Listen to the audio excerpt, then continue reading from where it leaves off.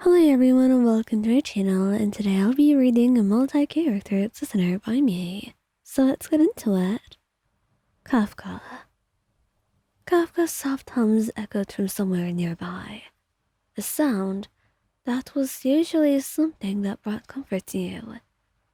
Not this time, since you really did not have a mind to pay attention to it, as a sharp pain tore through your chest. And before you could even call out to her, blood spilled past her lips, staining the cold floor beneath you.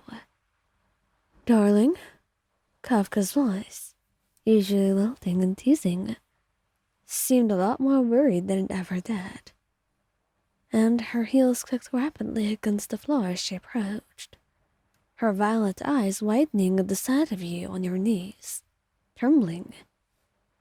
What is this?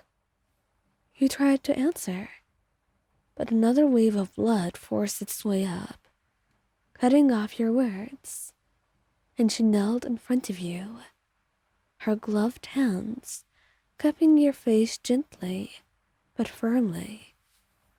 Breathe, she instructs, her voice calm despite the panic flickering in her eyes.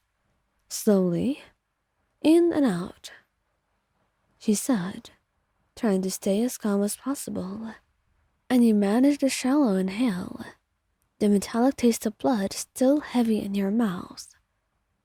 I don't know what's happening, you rasped, and Kafka's lips pressed into a thin line. How long have you felt like this? A while. And why didn't you tell me? Did you think I wouldn't notice that something was wrong? I didn't want to worry you, he whispered weakly, barely able to meet her gaze, and she sighed, brushing a blood-matted strand of hair from your forehead. You're impossible sometimes, but that doesn't mean you get to hide this from me. And without hesitation, she pulled you into her arms, ignoring the blood that smeared onto her pristine white shirt. Let's get you some help.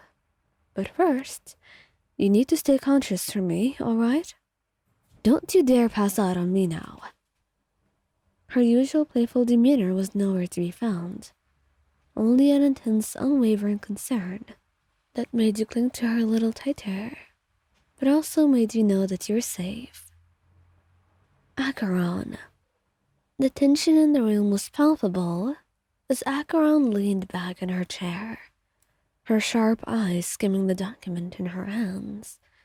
She'd been looking for it for about half an hour now. You stood nearby, feeling an unshakable dizziness creeping in, but you tried to shake it off. You did not want to interrupt her or worry her unnecessarily. You were already being as much as it had to be. You didn't want to be more of a burden.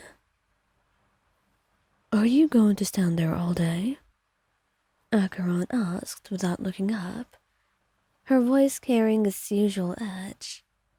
I'm fine, you managed weakly, though the tightening in your chest told a different story. And before you could take another breath, a sharp pain erupted through you, and a metallic taste flooded your mouth. Your knees buckled as you doubled over, blood spilling past your lips onto the cold floor. The sound of the chairs scraping back was immediate, and within seconds, Acheron was at your side, her face a perfect picture of alarm. Lion? How are you feeling? What's going on here? She asked, putting an arm around you and pushing your hair back from your face. And you tried to respond, but another cough racked your body. And soon, you were vomiting all the contents of your stomach, along with more blood. And Acheron was worried. You could tell by the way her grip on you tightened. And for a moment, the commanding, composed Acheron you knew faltered. Stay still. You're going to be fine. Just focus on breathing, alright? I'm sorry. I didn't want to bother you. He croaked, guilt-lacing your words. And she huffed, shaking her head. That's the last thing you should be worried about. Just let me take care of you. Alright? You're not allowed to do this again. I don't care what's going on or what I'm doing. Your health always comes first to me. Understood? You nodded weakly, and you let her lift you up because you knew she would take good care of you. Feixiao. Feixiao had been chatting with the merchant, and she was quite radiant in the way she spoke. You were always mesmerized by everything she said, to be quite honest. It said a lot more about you than her. But right now, as you stood beside her, you couldn't focus on anything else besides doing your best to hide the rising discomfort that was clawing its way through your body. Are you alright? Feixiao's sharp gaze flickered to you, her tone laced with suspicion. I'm fine. You lied, forcing a strained smile. But the moment you opened your mouth, you couldn't help it. Before you could do anything, you found yourself doubling over. Blood and bile spilling past your lips, staining the pristine stone beneath you. Bayan! Feixiao's voice cut through the haze of pain. Her usually calm tone, or happy one, cracked with urgency. She was at your side in an instant, one hand steadying you while the other hovered near your face. What's happening? She demanded, her eyes narrowing as she scanned you for answers. I don't know. I don't feel so good. All right, stop talking now. I'll handle this.